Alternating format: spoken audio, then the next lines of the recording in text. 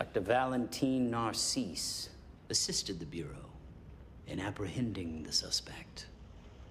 He further agreed in a private conversation with Director Hoover to provide ongoing secret intelligence regarding Mr. Garvey, with particular concern to his radical agenda and his ties to foreign powers. Why would he do that? To demonstrate his commitment to the values of his adopted land. Brother Garvey is a hero, devoted to the liberation of a great people. But you are not.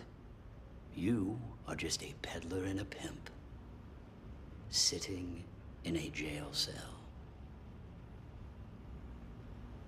I am a businessman.